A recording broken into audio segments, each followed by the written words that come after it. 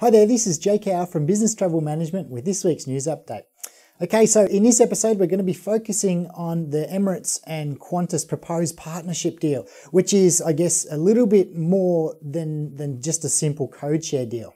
Okay, so the first thing we'll look at will be the frequent flyer programs and the tie-ins between Emirates and Qantas. So you're going to be able to earn and redeem with both, regardless of who you're flying with. So you'll earn frequent flyer miles and you'll be able to redeem them for flights on the opposing carriers' schedules. You'll also have your status recognised. So if you're a Qantas Gold customer, for example, when you fly Emirates, you'll be recognised and treated as a Skywards Gold customer. So that's just a little extra benefit. So if you're Skywards, again, coming across to Qantas on the Qantas domestic network, you'll be treated as if you're Qantas's own frequent flyer. What isn't clear, but is very, very, very important to most of our clients, will be the earning of status credits on the opposing airline. Now that's a big one. It obviously takes quite some time to build up the status, and the benefits you get out of having a high status are pretty good. So that's very important. Currently, they haven't mentioned anything about being able to earn status credits. The other one is the upgrading on the opposing aircraft with points. Right now, with Qantas's codeshare partners, you can't upgrade on their aircraft. You have to be flying on Qantas metal to be able to upgrade using your points. That's unclear at the moment, and I think it's going to be a key talking point for when they actually do announce this. I would suggest they're not going to have this tie-up, but for your sake, I hope that they do. Okay, the next thing we'll look at is lounge access, which again is totally reciprocal. If you're flying first class or business class, you'll have access to both lounges respectively, the Qantas and Emirates lounges. And if you have status which gives you lounge access in either program, you'll be again given reciprocal benefits across both. So it's really straightforward, and the tie-ups are really good. If you're Qantas Club, you'll have access to the Emirates Lounge in Dubai when you're flying with Emirates. Right, so some of the other key features again, the baggage policies, they're going to be pretty much identical regardless of who you fly with. All of your status extra baggage, again, will be passed between both airlines, so that's really good.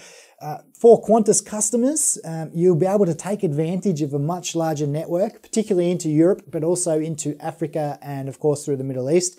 And for Emirates customers, you're going to be able to make use of Qantas's vast domestic Australian network. So you'll get access to all the Qantas lounges if you've got that particular status with the Emirates program. So that's fantastic. Okay, so how does this affect Qantas in regards to some of their existing routes?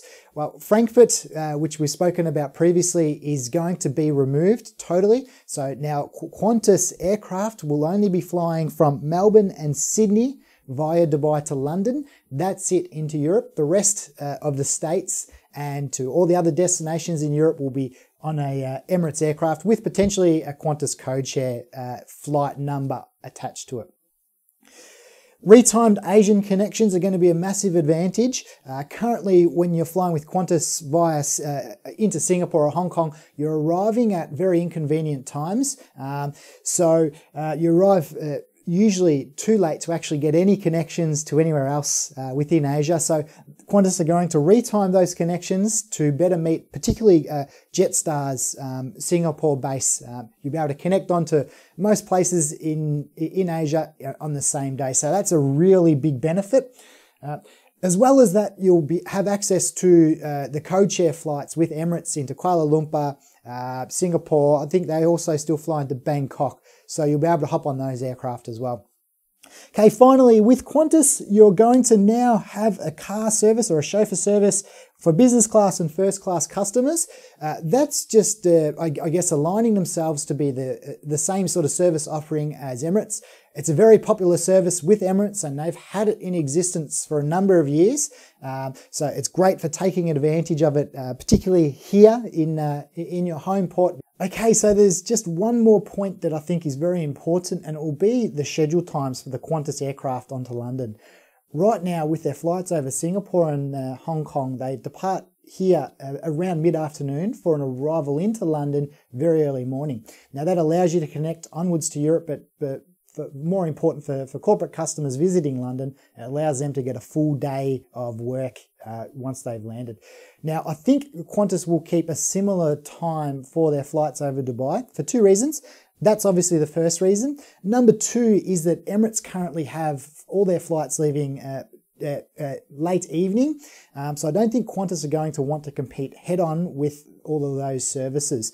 Now, what it means is that you'll be dropping down into Dubai at around midnight, a little bit after. There aren't many flights with Emirates that connect to mostly regional Europe that depart in the early hours of the morning. So you're going to have a long layover if you're looking at going to many of the regional airports, which typically have a mid-morning departure from Dubai. What it will mean is you're going to have a nice big long layover in Dubai before connecting, or you're going to have to choose an Emirates codeshare flight out of Australia, which has much shorter connection times when you're going to mostly regional Europe. Okay, so that's it for this week. I hope that was helpful. If you've got any queries regarding anything we've discussed here, please feel free to contact me. My details will be here, but they'll also be below this video, so look out for them. I'll also collate some further reading below this video that you can take a look at if you're looking at getting some more in-depth information. I'll keep updating this post, so do come back, and we'll be certainly updating you as we get extra news. Until next time, thanks very much for tuning in.